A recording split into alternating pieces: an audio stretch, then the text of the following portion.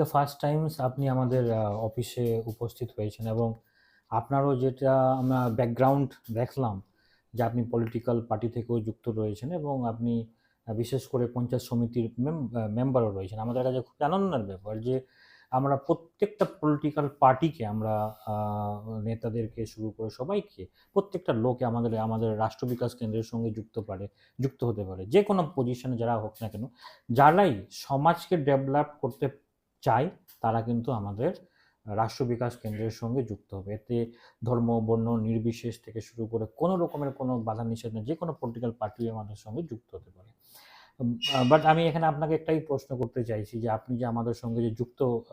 হতে যাচ্ছেন, তো যে সমস্ত চ্যালেঞ্জেস যে দেখা দিচ্ছে যে ডিজিটাল এডুকেশন এবং বিজনেস হাব খুবই জরুরি এখনকার সময়, 21st সেঞ্চুরিতে যদি ডেভেলপ আমরা করতে হয় সমাজকে এবং আমাদের কমিউনিটিকেও ডেভেলপ করতে গেলে আমাদের এখনকার সময়ে যেটা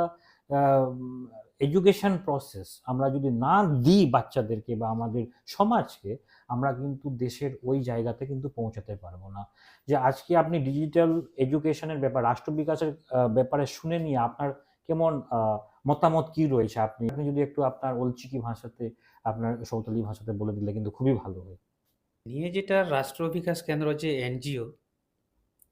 ᱱᱚᱣᱟ ᱡᱟᱦᱟᱸ ᱱᱩᱠᱩᱣᱟᱜ যেটা কামি হরা সারিগে আডি নাপাই এবং বর্তমান রে আর কি সে ভবিষ্যৎ আডিগি নোয়া যেটা ডিজিটালি শিক্ষা আডিগি জরুর আবো প্রত্যেক ওড়া ওড়া গে কিন্তু বাংখায় নোয়া যে বর্তমান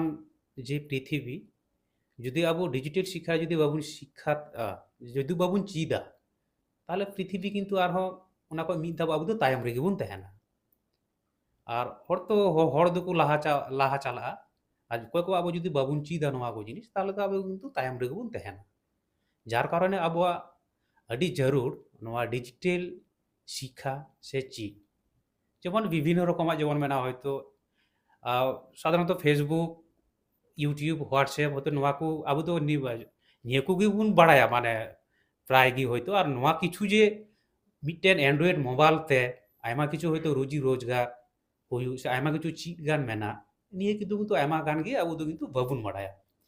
ᱛᱚ ᱱᱚᱣᱟ ᱠᱷᱚᱡ যেটা রাষ্ট্র বিকাশ কেন্দ্র নুকুয়াগ চিন্তা ধারা যে নোয়া কু ব্যবহার মানে নোয়া চেতানতে মোবাইল চেতানতে যাতে আয়মা কিছু নোকা ডিজিটাল চিট কিংবা ননে খoj যেন কিছু রুজি রোজগার হো যাতে হুᱭᱩᱜ অনকানা আয়মা কিছু কোর্স মেনাগᱼᱟ নোয়া এনজিও খoj উনকু বিনা পয়সাতে কু চিট আবুনা সে আতু আতু ওড়া ওড়া সেন